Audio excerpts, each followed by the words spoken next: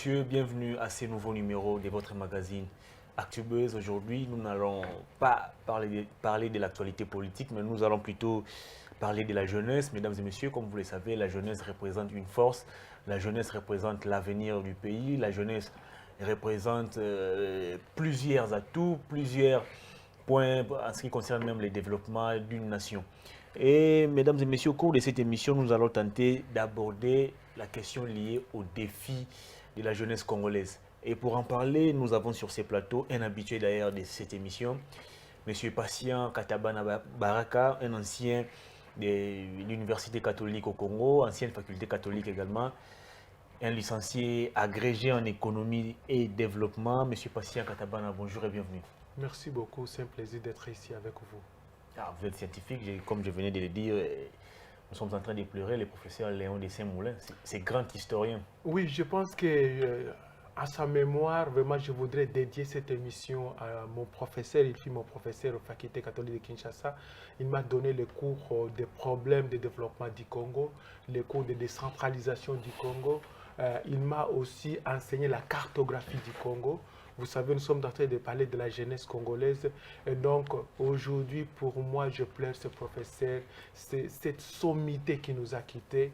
Et donc, je profite également pour présenter mes condoléances les plus sincères à toute la faculté catholique du Congo, ou bien l'Université catholique du Congo, et à toute l'Église catholique dont il fit partie toutes ces années. Pour votre rappel, il a vécu au Congo depuis 1962 jusqu'au jour de son décès. Il était au Congo, toujours travaillé dans la science et l'avancement du Congo. Voilà, paix à l'âme du professeur Léon de Saint-Moulin. Merci beaucoup. Et au cours de cette émission, nous parlons des défis de la jeunesse congolaise. Après 18 années passées aux États-Unis, vous êtes à Kinshasa. D'abord, comment vous avez trouvé notre jeunesse? Ces enfants que vous avez laissés à l'époque, 1 ou 2 ans, aujourd'hui ils sont majeurs. Dans quel état vous avez trouvé la jeunesse congolaise, s'il faut faire une lecture générale? Monsieur Hervé Thomas, en tout cas, merci beaucoup pour l'invitation sur votre chaîne. C'est pour moi un plaisir de discuter sur la jeunesse congolaise. Mais je pense que lorsque je suis arrivé, je peux dire qu'en quelques mots, que la jeunesse congolaise a été parmi les oubliés de la nation. La jeunesse congolaise a été abandonnée. La jeunesse congolaise a été martyrisée. La jeunesse congolaise a été sous-estimée. C'est-à-dire aujourd'hui, elle constitue une sous-classe de ceux-là qui n'ont rien du tout. C'est-à-dire même l'espoir est en train de faner, l'espoir qui pouvait garder cette jeunesse congolaise. Donc vous vous imaginez une jeunesse qui se retrouve dans son pays, mais qui vit comme une classe des esclaves dans leur propre pays. Donc vous avez, en fait, vous allez comprendre avec moi que nous avons une jeunesse qui a cru aux politiciens, qui a cru à la promesse de la modernisation des 5 chantiers ou de quoi que ce soit, mais qui aujourd'hui n'a pas bénéficié de manière substantielle d'aucune avancée par rapport à notre pays. Et donc c'est une jeunesse qui est amoindrie, qui est meurtrie, qui est désespérée dont on parle aujourd'hui. Voilà, vous évoquez la question liée plutôt à l'espoir placé dans cette jeunesse par les hommes politiques congolais. Est-ce que vous estimez aujourd'hui que les hommes politiques ont abusé des jeunes? Non, je pense que partout là où nous sommes passés, même aux États-Unis, on dit que la jeunesse d'aujourd'hui, c'est le Congo de demain. La jeunesse d'aujourd'hui aux États-Unis, c'est l'avenir des États-Unis.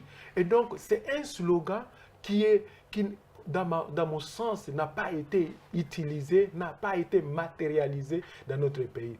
Au fait, quand vous parlez du politique, je pense que le politique a instrumentalisé notre jeunesse pour l'utiliser comme des ustensiles, en fait, pour certaines d'obtenir leur positionnement politique. C'est-à-dire que vous avez la plus grande responsabilité au niveau du politique qui devait asseoir une politique d'avancement, de création d'opportunités, de création des emplois, de création d'éducation pour que notre jeunesse soit valide, soit valable, soit valorisée. Mais au contraire, rien de tout cela n'a été fait.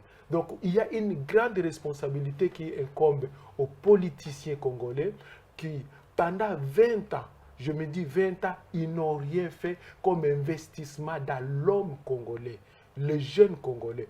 Et vous savez, selon les statistiques des Nations Unies, je pense des Nations Unies, on nous dit que la jeunesse africaine, qui est en croissance exponentielle, représente à peu près 70% de la population africaine. Et vous les voyez au Congo. Vous les voyez au Congo, vous les voyez à Kinshasa. Au moins 80%, ce sont des jeunes, je veux dire, de 14 ans à 40 ans, des jeunes gens qui sont au Congo. Mais maintenant, lorsque vous parlez du rôle du politicien, je me dis que les politiciens congolais, ils ont utilisé cette jeunesse comme un moyen d'obtenir des positions, parce que quand on les envoie dans les rues, quand on les envoie dans des manifestations, lorsqu'on appelle par exemple, on lui dit tel leader va arriver à l'aéroport d'Ndjili, nous voulons mobiliser la jeunesse. On y amène 2 millions, 3 millions de jeunes, c'est-à-dire ces jeunes-là n'iront pas à l'école, ces jeunes-là ne vont pas travailler dans les champs, ces jeunes-là ne vont pas produire, ils vont aller attendre un leader. Et la question que je me pose... On ne prend pas ces jeunes de force. Non, mais c'est-à-dire que parce que c'est une jeunesse qui a été désœuvrée, qui n'a pas d'espoir. Leur espoir, c'est en fait, c'est placé dans un groupement politique. Mais monsieur Hervé, si vous me dites que, par exemple, la Mouka a créé une université qu'on appelle la Mouka, où les jeunes gens sont formés, si vous me dites que Cash, c'est une plateforme politique, mais il y a une université qu'on appelle Cash, ou bien une usine qu'on appelle Cash, là où les jeunes peuvent aller apprendre des métiers. Si vous me dites que le PPRD, c'est une école des élites, là où les gens peuvent aller apprendre comment devenir des modèles, des leaders, ou bien des patriotes pour leur pays. Si vous me dites que donc, ces plateformes politiques-là pouvaient engendrer quelque chose de positif pour notre jeunesse, alors je comprendrais que 2 millions, 3 millions de jeunes vont aller à l'aéroport pour attendre tel ou tel leader. Mais au contraire, comme je l'ai dit, ils ont été instrumentalisés pour le positionnement de certains politiciens. Et vous avez vu le mouvement de foule. Celui-ci veut montrer qu'il peut remplir Bercy, l'autre, c'est comme le Wenge. Hein? Comment est-ce qu'un leader politique veut démontrer à l'autre que lui, il est mobilisateur, il peut mobiliser 2 500 000 jeunes dans les rues de Kinshasa? Pour quelle finalité? Si c'était pour construire une route, je vous donnerai un coup de chapeau. Si c'était pour construire une école, si c'était même pour ramasser des gobelets ou bien des bouteilles qu'on trouve dans les rues, je dirais coup de chapeau. Mais c'est justement... c'est un rôle qui n'a pas du tout fait avancer notre jeunesse. Alors vous évoquez la question de l'instrumentalisation de la jeunesse. Est-ce que cette instrumentalisation n'est-elle pas favorisée par cette même jeunesse elle-même?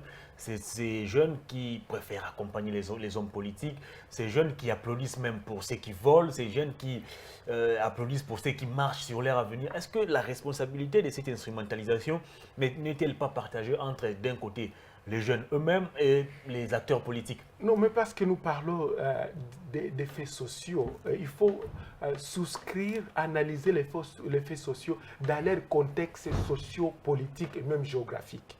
Lorsque vous regardez ce qui s'est passé à Kinshasa, je vous dis que c'est un crime. C'est un crime.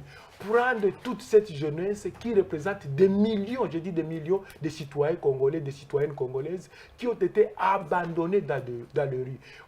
Bien sûr qu'il y a une sorte de responsabilité qui est partagée, mais la jeunesse devait être encadrée, devait être éduquée, devait être informée, devait être productive, hein, pour que nous puissions voir des actions concrètes qui permettent à cette jeunesse de s'en sortir. Malheureusement, c'est quoi? La misère la plus noire de la jeunesse congolaise. Et je vous dis que lorsque nous parlons des groupes vulnérables, notamment même aux États-Unis, lorsqu'on parle des groupes vulnérables, on parle des femmes, on parle des enfants, on parle des vieillards ou bien des handicapés. Mais je vous dis que la jeunesse congolaise aujourd'hui, c'est un groupe vulnérable. Et vous allez me demander pourquoi. Parce qu'elle a été privée de toutes les opportunités. Et aujourd'hui, la jeunesse congolaise s'est investie dans des activités de survivance, hein, pour essayer de vivre de jour au jour. La débrouillardise. C'est ça justement. Voilà, est-ce que vous évoquez la responsabilité de la jeunesse? Est-ce que vous voyez la jeunesse congolaise, ou je dirais mieux les jeunes Congolais, avoir encore des atouts pour devenir réellement ce qu'on appelle l'avenir de demain, au regard du comportement affiché par ces jeunes qui sont tout le temps, bon, pas tous les jeunes, mais qui pour la plupart passent leur temps dans l'oisivité, ils sont là autour d'une bière. Est-ce que vous voyez vraiment cette jeunesse être consciente de ces grands fardeaux qu'on porte sur elle en disant la jeunesse c'est l'avenir? Non, mais c'est-à-dire qu'on ne peut pas tout parler en termes de négatif. Il faut dire que la jeunesse congolaise a un atout, c'est son engagement patriotique. Et ça, on ne peut pas le nier. Lorsqu'on voit comment elle s'engage auprès de, pour comprendre la substance de sa politique, vous dites que c'est une jeunesse qui comprend maintenant l'avenir de son pays. Lorsque vous voyez la créativité de notre jeunesse, c'est vraiment un atout sur lequel notre gouvernement devrait capitaliser également. Mais ce qui est regrettable, c'est quoi? C'est que non seulement le gouvernement a défailli dans sa mission la plus primaire, celle de protéger ses citoyens et de les assurer un avenir meilleur, mais aussi voir des structures comme les universités ou les structures d'éducation ont également défailli parce qu'aujourd'hui, lorsque vous comparez la formation des licenciés, mais écoute, c'est une formation qui laisse à désirer. Bon, un étudiant troisième graduat qui ne sait pas défendre son travail de fin de cycle en français et qui va, il copie ici et what we call copy and paste, copier-coller et c'est tout, il produit un travail qui ne lui appartient pas. Ce sont les réalités que je suis en train d'apprendre ici. Mais donc, voici comment non seulement on l'a privé de la substance la plus significative de la vie, qui est l'éducation, c'est-à-dire l'éducation pour en faire des élites, pour en faire des clairvoyants, des gens qui vont prendre la destinée de notre pays, mais maintenant en les détruisant, au niveau de l'éducation, nous avons maintenant des sous-groupes comme des voyous, nous avons une jeunesse qui est devenue des Koulouna, nous avons une jeunesse qui est devenue des, on parle de Oudjana, nous avons une jeunesse, et je suis tenté de peser mes mots, nous avons une jeunesse qui est devenue une réserve de recrutement des milices armées au niveau national. Vous allez à Goma, vous allez à Bukavu, vous allez à Bandundu, toute cette jeunesse-là, elle est dans la rue. Et donc aujourd'hui, même les terroristes étrangers peuvent recruter chez nous. Pourquoi? Parce que cette jeunesse-là, elle est désespérée. Elle n'a pas de revenus, elle n'a pas un travail consistant, elle n'a pas d'avenir. Il faut lui rassurer. Elle n'a pas cette assurance-là pour dire comment je vais vivre demain. Et donc, elle est à la merci d'être recrutée par les mouvements rebelles, et notamment à l'est du pays où ce sont des centaines de mouvements rebelles qui se retrouvent à cause de cette jeunesse-là qui a été désœuvrée et abandonnée. Mais il faut ajouter aussi que les rôles d'encadrer notre jeunesse ne se limitent pas seulement à l'État, mais aussi aux institutions éducationnelles. Mais il faut dire que quel est le rôle de l'Église là-dedans? Mon frère Hervé, parce que vous m'avez dit mes observations. L'Église congolaise en général, c'est une Église qui a abruti notre jeunesse. Je ne peux pas comprendre comment on peut demander à quelqu'un d'aller à l'Église du lundi au lundi. Lundi, il vous dit qu'ils ont intercession. Mardi, ils ont études bibliques. Mercredi, ils ont réunion des jeunes. Vendredi, ils ont réunion avec le pasteur. Samedi, ils ont la chorale. Mais finalement, au lieu de libérer l'âme de la jeunesse congolaise, l'esprit de la jeunesse congolaise, le corps de la jeunesse congolaise, l'intellect de la jeunesse congolaise pour dire vous devez vous libérer de ces conditions de misère, de ces conditions d'esclavagisme dans votre propre pays. L'Église a contribué à asseoir cet abrutissement collectif où nous avons des jeunes qui ne pensent qu'en termes de la Bible. Et je m'étonne parce que vous avez des églises dans chaque coin, sur une avenue, vous avez au moins 3-4 églises. Mais monsieur Hervé, les églises d'ailleurs qui prient chaque jour. Mais dites-moi où est-ce que vous avez même pendant les heures de travail. Vous avez vu Dieu venir construire un pont? Dites-moi quand est-ce que vous avez vu Dieu venir et aider les femmes enceintes à mettre au monde.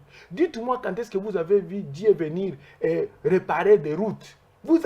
Non, mais le développement dont nous sommes en train de parler, la jeunesse dont nous sommes en train de parler, c'est une jeunesse qui est révoltée, qui est libérée, qui doit être libérée de toutes ces structures et de tous ces systèmes qui les ont utilisés, exploités et même rejetés. Parce que finalement, si on doit leur prêcher seulement d'aller en Europe, si on doit leur prêcher seulement le ciel, ce n'est pas différent de la prédication ou de la politique coloniale qui est venue nous dire que, bon, lever les yeux vers le ciel pendant qu'ils creusaient le sol.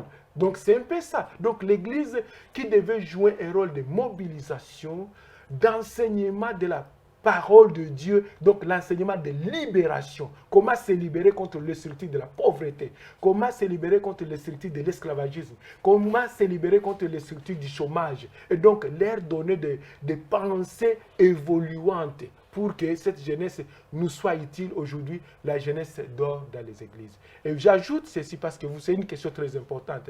Vous savez que les jeunes Congolaises, ils peuvent vous décrire les joueurs de Barcelone, ou bien Manchester United, ou bien de Madrid. Hein. Ils peuvent vous décrire leurs joueurs, les transferts, le match, c'est à quelle heure, mais ils ne savent même pas les provinces de notre pays. Ils ne savent même pas certains noms des coins et des villages de notre pays. Sur ces points, la responsabilité incombe aux parents, à l'Église ou à l'État. Mais c'est ça, la responsabilité est partagée, mais il faut placer chacun au niveau des... Parce qu'il y a un contrat social que l'autorité politique signe avec le peuple pour accomplir certains projets, pour amener un pays du point A au point B. Mais lorsqu'il y a faillite au sommet de l'État, il ne faut pas incriminer le parent. Parce que le parent qui n'est pas payé, comment est-ce qu'il va éduquer ça? Donc tu vois comment là, c'est toute une chaîne de responsabilités. Lorsque le parent n'est pas payé, il n'a pas un salaire consistant, il est incapable de prendre soin de ses enfants, il est capable d'éduquer ses filles et même de les protéger contre les prédateurs. Et finalement, les enfants n'ont pas une bonne éducation et d'autres finissent par devenir des koulouna et des bandits, des maïmaï, je n'en sais quoi. Et finalement, la responsabilité est partagée. Mais au niveau des parents, je dois dire que les parents ne peuvent pas laisser leurs enfants aller comme ça. C'est-à-dire que les parents ont été mis dans les conditions où ils ont give up. In English, c'est they gave up on their right because they could not handle the situation anymore. Ils ne pouvaient pas tenir la situation qui économique et sociale, la pression. Ils ont laissé les enfants évoluer d'eux-mêmes. Et maintenant, les associations locales, les associations comme des jeunes, les associations des parents, les associations du quartier et même les églises, les ONG, ce sont eux, en fait, qui devaient prendre les relèves, comme dans beaucoup d'autres pays où les organisations non gouvernementales viennent soutenir l'action du gouvernement. Mais malheureusement, l'œuvre de ces organisations-là n'est même pas visible parce que l'ampleur du problème est tellement profond que même si vous amenez 10 milliards de dollars dans les ONG, vous ne verrez pas un résultat palpable, étant donné que le problème doit être attaqué de manière systémique et de manière structurelle. Alors, au regard de toutes ces observations que vous venez de formuler, s'il vous était demandé de proposer des stratégies pour sauver la jeunesse congolaise, qu'est-ce que vous allez dire concrètement? Je préfère qu'on puisse aller sur 3 points. D'abord, au niveau étatique, au niveau peut-être ecclésiastique ou éducationnel, puis au niveau de la famille. Commençons d'abord par les... Non, mais écoute, ça c'est une question très facile à répondre, monsieur Hervé. Donc, d'abord, on ne peut pas... D'abord, au niveau du gouvernement, qu'est-ce qu'il faudra faire? Quelle stratégie mettre en place pour sauver notre jeunesse? Je pense que le président Félix Tshisekedi a compris cette problématique, même si la solution... Est-ce que son programme prend en compte les désirs ou les besoins de la jeunesse? Il a parlé d'un programme de lutte, un programme avancé, accéléré de lutte contre la pauvreté. Et lorsqu'on parle de la pauvreté, on parle de la jeunesse. Écoute bien, monsieur Hervé. Lorsque vous me parlez de programme pour sauver cette jeunesse, il faut comprendre d'abord quel est le problème. Le problème, c'est que nous avons une jeunesse qui a été délaissée en ville et dans les milieux ruraux. Et maintenant, la conséquence, c'est quoi? C'est qu'à Kinshasa, nous avons une croissance exponentielle de la jeunesse à Kinshasa, qui est accompagnée par une forte demande sur les services que nous n'avons pas, que ce soit l'alimentation, que ce soit le logement, que ce soit les transports, que ce soit l'éducation. Vous avez 5 000 étudiants dans un auditoire, vous avez 3 000 étudiants dans une classe, vous avez 60 élèves dans une classe qui était prévue pour 20 élèves. Et donc, c'est à cause de l'exode rural. Je pense que si je dois répondre à cette question, au niveau étatique, le gouvernement doit créer 2 structures dans le milieu rural, d'abord pour stabiliser la population jeune dans ces milieux-là. Et notamment, il faut créer des infrastructures de base, il faut pourvoir l'eau potable, l'électricité, les centres de santé et même des marchés locaux où les jeunes peuvent aller vendre des petites histoires. Donc, un revenu qui peut sortir du milieu local. Donc, c'est ça d'abord la première action au niveau pour éviter que ces jeunes-là ne viennent pas en ville. Parce que lorsqu'il manque de tout dans les milieux ruraux, et plus l'insécurité généralisée, c'est comme ça qu'ils viennent en ville. Et voici que nous avons maintenant un problème de la gestion des jeunes en ville. On ne sait pas combien de groupes de Kuluna il y en a, on ne sait pas combien de mouvements Maïma il y en a, ou bien des milices armées qui circulent à l'est du Congo et dans d'autres villages du Congo. Pourquoi? Parce que la jeunesse congolaise constitue une réserve dans laquelle ils sont en train de puiser. Mais maintenant, lorsque le gouvernement prend de telles actions au niveau rural, il faut des actions concomitantes en aval ou en amont au niveau des centres-villes. Mais maintenant, au niveau de Kinshasa, qu'est-ce qu'on peut faire? On doit recycler, et je vous dis ça, c'est très important. Il faut un programme du gouvernement qui consiste à recycler ces jeunes qui sont devenus, je ne sais pas, mentalement peut-être déstabilisés, c'est le terme qu'il faut dire, les recycler. Il y a des licenciés, il y a des gradués, il y a même ceux-là qui n'ont pas été dans les écoles, mais qui peuvent faire des métiers. Donc, tu vois, la structure comme des INPP. Il faut redoubler ce genre de structures. Par exemple, l'OVDP créer sa propre structure où on forme des jeunes qui veulent apprendre comment réparer les routes, qui veulent construire des engins, qui peuvent réparer des engins lourds, qui peuvent connaître comment recycler les déchets ou bien les bouteilles, le recyclage, donc l'environnement, les techniques de l'environnement, de la protection de l'environnement. Nous pouvons avoir des centres où on peut enseigner, dans des centres, je parle en ville, on peut enseigner des jeunes déjà sur l'agro-industrie, ou bien l'agro-commerce, la pêche industrielle, ou bien l'élevage, où on peut les former en maçonnerie, où on peut les former par exemple, les caméramens, tous ces métiers-là, parce que si le président a prononcé, j'ai suivi son discours au niveau des Nations Unies, il a dit qu'au lieu d'aller voler, acheter notre coltan et nos minéraux dans des pays voisins, venez chez nous. Mais c'est bon de faire cette déclaration, que ces gens-là viennent chez nous, mais nous ça revient aussi à lui de mettre en place une très bonne politique. Justement, il faudrait une politique en amont qui consiste à former une jeunesse qui peut travailler dans ces usines-là. Il faudrait déjà commencer. Tu vois, quand vous allez en Inde, vous parlez de la Malaisie, même des États-Unis, on parle de la technologie de pointe. Hein?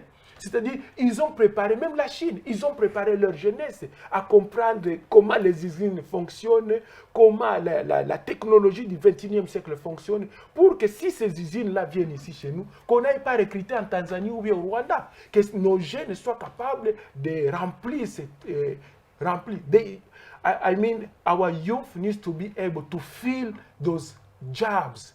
Donc, être capable d'être placé dans ces travaux-là pour qu'ils soient employés par ces usines-là. Mais donc, il faut les former.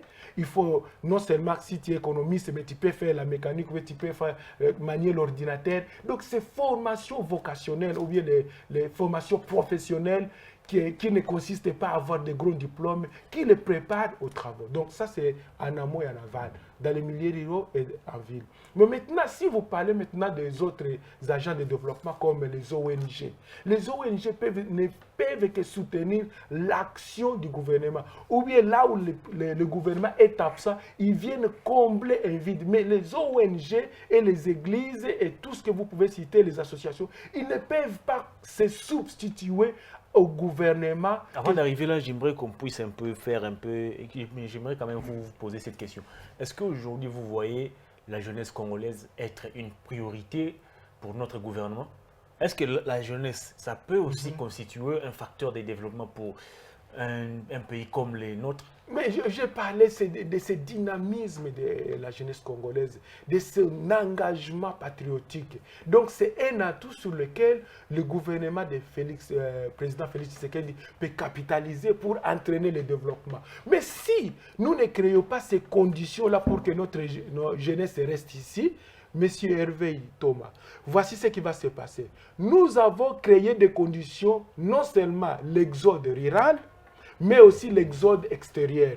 Ils viennent du village pour venir en ville, et quand ils arrivent en ville, ils pour aller en Europe. Pour aller en Europe. Et qu'est-ce qui se passe? Vous êtes témoin de ce qui se passe en Libye. Et donc, si vous échappez à la mort dans les déserts du Sahara, certainement, vous n'allez pas. Maintenant, la mer Rouge vous attend. Non seulement avant d'arriver à la mer Rouge, il faut aussi passer par la Libye, là où on vend des esclaves, là où on évente des êtres vivants. On prend les parties du corps, on les vend dans les pays arabes. C'est un commerce des parties du corps.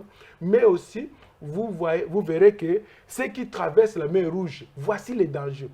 Selon les statistiques, l'année passée, nous avons perdu au moins 10 000 jeunes. Ce ne sont pas des vieux, ce ne sont pas nos pères, ce ne sont pas nos grands-mères. Ce sont des jeunes gens qui sont en train de courir contre le temps et essayer de prendre le chemin de la mort. Et voici la responsabilité encore qui incombe aux autorités pour que ces désastres-là soient évités si possible.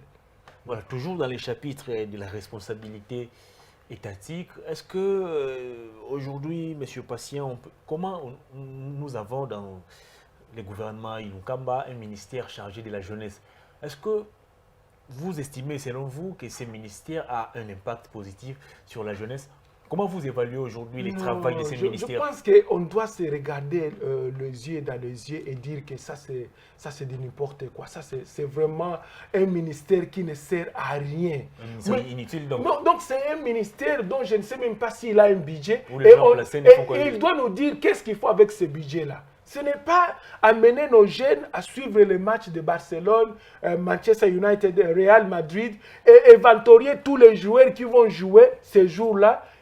Ce n'est pas ça le ministère de la jeunesse. Parce qu'aujourd'hui, lorsque vous allez à Bandal, allez sur l'avenue aller à Bandal, aller sur l'avenue ici, Barumbu, l'avenue. Ce sont des bars, des cabarets. À bon marché. Donc il y a des bars, des cabarets, des boîtes de nuit, des terrasses qui vous jouent la musique 24 heures sur 24 heures. Même à côté des écoles. Des églises. Mais des églises qui deviennent le dimanche des églises et les soirs sont des boîtes de nuit. C'est très compliqué. Donc nous faisons face à une sorte de promiscuité sociale. Finalement, parce qu'il y a confusion de valeurs, on ne sait pas comment s'en sortir. Mais si le ministère de la Jeunesse est là, il doit aller fermer tous ces bars, tous ces cabarets et même ces terrasses. Ah, mon frère, ce n'est pas possible. On ne peut pas jouer la musique à 12 heures. Mais 12 heures, 14 heures, 15 heures. Et la musique à haute voix. Et tout le monde les voit et les gens sont assis là-bas, ils sont en train de prendre la bière. Donc, en fait, voici, c'est pourquoi j'ai dit que la jeunesse congolaise a été martyrisée, a été abandonnée. On l'a offert seulement la musique, on l'a offert le sport pour qu'ils suivent seulement ce qui se passe en Europe comme sport, et on l'a offert la bière, et voici, la jeunesse a été exclue du système politique, du système économique et même du système des élites. Et voici, c'est pourquoi nous sommes ici pour en discuter. Voilà, après la responsabilité du gouvernement, alors au niveau de l'éducation, est-ce qu'il faudrait-il revoir notre programme d'enseignement ou notre système éducatif? Est-ce que vous estimez, selon vous, que notre système éducatif n'est plus à la hauteur des enjeux de Ouais, l'heure? mais écoute, nous sommes au XXIe siècle. Nous, heureusement que j'ai étudié dans une bonne université. En tout cas, je m'en réjouis pour avoir été à l'université catholique du Congo, où j'ai eu ma formation.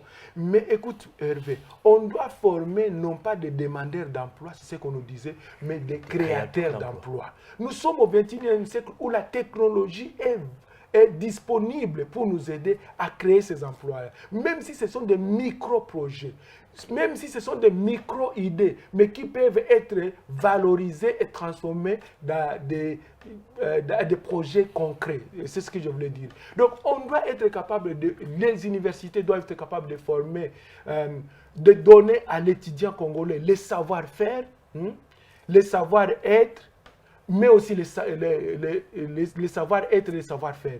Pourquoi? Parce que finalement, nous avons des licenciés et des gradués qui ne savent pas s'en sortir. Ils ne savent qu'écrire seulement leur CV et aller déposer les CV.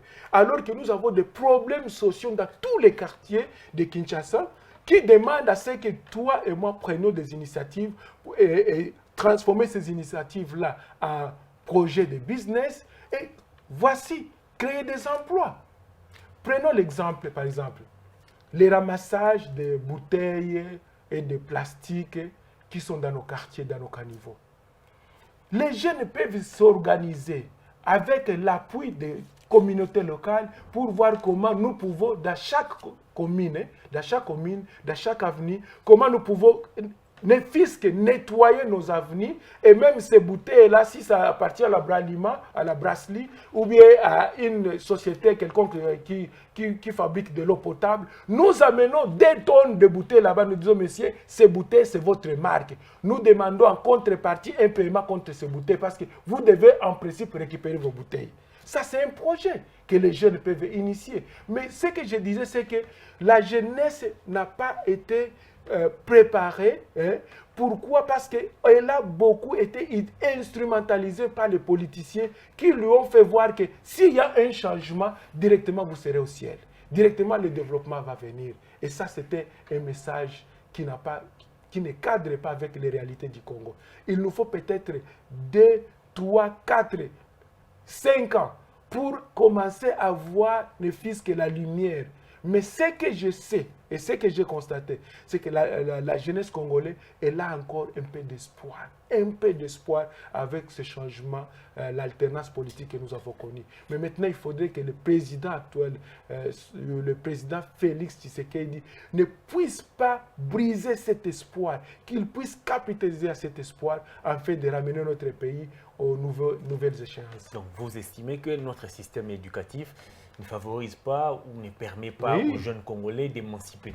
Absolument, c'est un système qui est caduque, c'est un système qu'il faut dénoncer, c'est un système qui crée des demandeurs d'emploi plutôt que de produire des gens qui sont capables de réfléchir et de s'asseoir et matérialiser des projets de développement. Mon frère Hervé, on doit former l'homme dans sa complexité, Donc, c'est-à-dire qu'on doit lui former dans la réflexion, dans what we call critical thinking, dans la créativité, dans les savoirs, dans les savoir-faire. Ce n'est pas seulement des syllabus qu'il faut offrir aux étudiants et mémoriser des théories de Darwin sur la sélection naturelle, des théories sur l'économie, la croissance économique. Non, je pense qu'il faut que nous soyons capables au niveau des universités de ramener des modèles, même au niveau des micro-modèles qui démontrent comment on peut commencer un petit projet, élaborer un projet par rapport à telle problématique. Parce qu'en principe, en économie, tous les problèmes que vous voyez ici, ce sont des opportunités commerciales.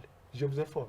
Ce sont des opportunités commerciales. Si vous êtes capable de recycler les bouteilles, C'est un business. Mais il y a des jeunes qui ont des projets impressionnants, mais qui manquent de moyens pour financer et matérialiser les projets en question. C'est pourquoi je disais que le ministère de la jeunesse dont vous avez Jeunesse évoqué, aujourd'hui animée par un ancien président de la Ligue des jeunes de l'INC. C'est là le rôle de ces ministères-là. C'est encadrer ces jeunes-là qui ont une certaine créativité. C'est aller à la télévision et même démontrer qu'il y a des jeunes qui ont brisé le silence et qui sont capables de s'inscrire dans la logique du XXIe siècle et qui comprennent que non seulement aujourd'hui, nous avons un défi d'émerger comme un pays, comme un État, comme une nation, mais aussi de pouvoir des opportunités d'avancement pour notre jeunesse, M. Hervé. Sinon, notre jeunesse va finir dans la mer Rouge, dans la mer Méditerranée et dans le désert du Sahara. Alors, nous tendons vers la fin de cette émission. Alors, au niveau des églises, je dirais, et de la famille, prenez les deux en même temps, qu'est-ce qu'il faudrait faire concrètement pour responsabiliser de plus en plus la jeunesse congolaise? Bon, c'est-à-dire qu'au niveau de la famille et au niveau de l'église, je pense que ce sont des micro-sociétés quand vous parlez de ces deux groupes. Mais il faut beaucoup plus que l'État puisse créer des structures, il puisse créer des opportunités d'avancement, il puisse créer des systèmes de recyclage de ces jeunes-là pour que ces jeunes-là soient utiles au niveau de la communauté de base. C'est ce que je voulais dire.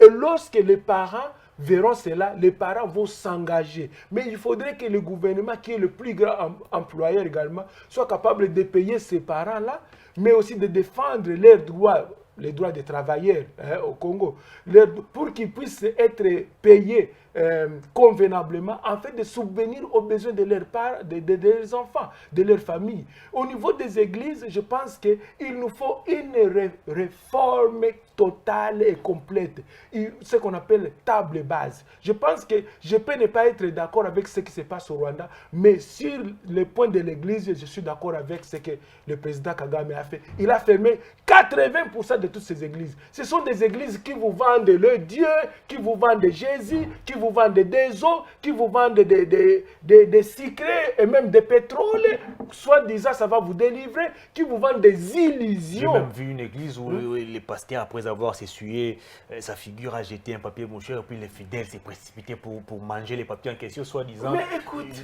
les miracles vont s'opérer. C'est n'importe quoi parce que l'État congolais n'a pas si s'imposer et encadrer la création des églises.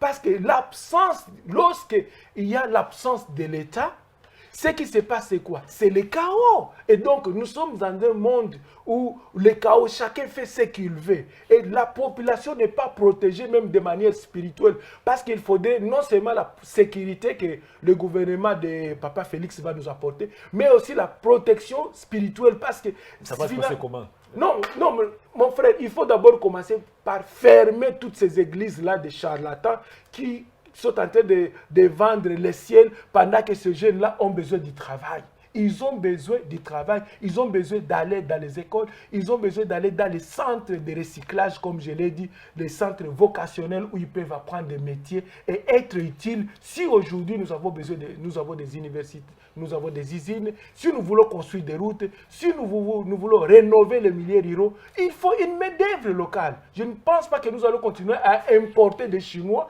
qui viennent faire n'importe quoi, et même pour créer, je ne sais pas, une fosse septique, il faut amener des Chinois. Non, ça ne doit pas se faire de la sorte.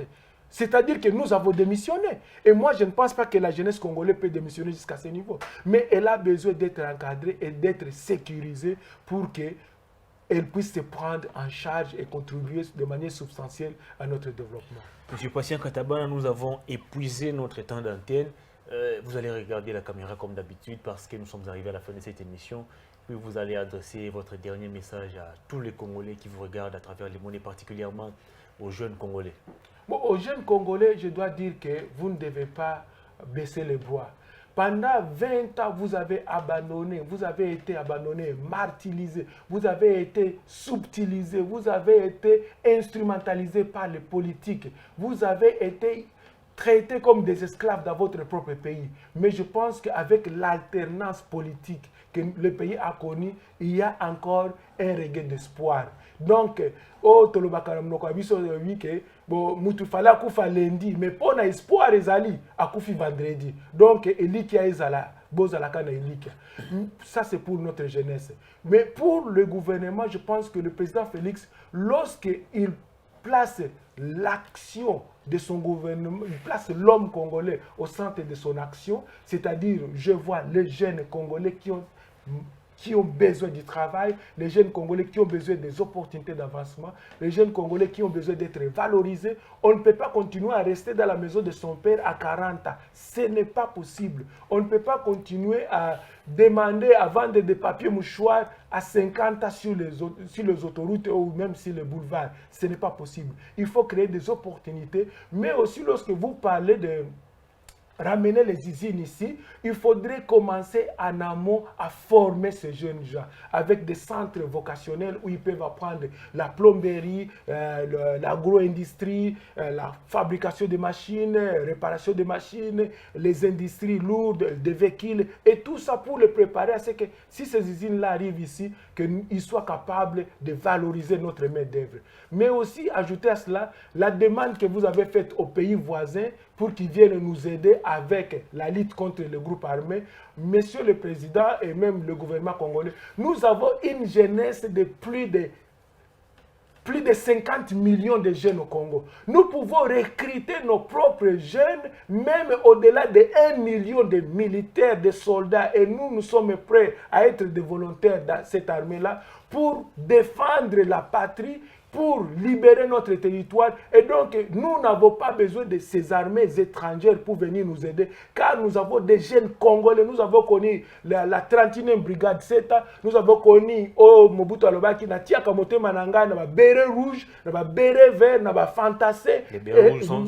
Et donc, nous pouvons reconstruire cette armée légendaire que nous avons connue à l'époque, quand tous les pays voisins craignaient le Congo, et libérer, sécuriser notre territoire, les 2 345 km² sans l'intervention des armées étrangères. Et donc, je vous remercie et j'espère que celles de la diaspora doivent continuer à jouer leur rôle d'avant-garde comme des promoteurs de la démocratie ici chez nous, continuer à bousculer les temps est dur, mais il faut continuer à bousculer. Et les jeunes d'ici, croyez à votre chef de l'État et donnez-lui la chance de matérialiser sa vision qui consiste à mettre l'homme congolais au centre de sa préoccupation. Je vous remercie. Monsieur Patient, merci de votre passage. Merci beaucoup. Je salue tous les amis des facultés catholiques de Kinshasa, mais aussi tous les collègues de ITC, Institut technique de la Victoire, où nous avons été pendant notre école secondaire. Vous allez me saluer à votre retour aux États-Unis, toute la communauté congolaise vivant de l'autre côté des États-Unis et particulièrement ma sœur Judith Itoma depuis, comment vous l'appelez? Massachusetts. Massachusetts. Oh, Massachusetts. Merci beaucoup. C'est une grande ville, bien connue. C'est un état là où vous allez profiter pour me saluer Judith Itoma. Ok, merci beaucoup. Ça en est donc fini pour aujourd'hui, mesdames et messieurs. Nous avons reçu encore une fois de plus Monsieur Patient Katabana, cette fois pour parler des défis de la jeunesse congolaise. Vous avez entendu, vous l'avez suivi. À vous de juger, à vous d'apprécier. Merci à vous de nous avoir suivis. Continuez de vous abonner très massivement. Merci également à Némi qui a tout supervisé. Prochain rendez-vous dans très bientôt. Au revoir.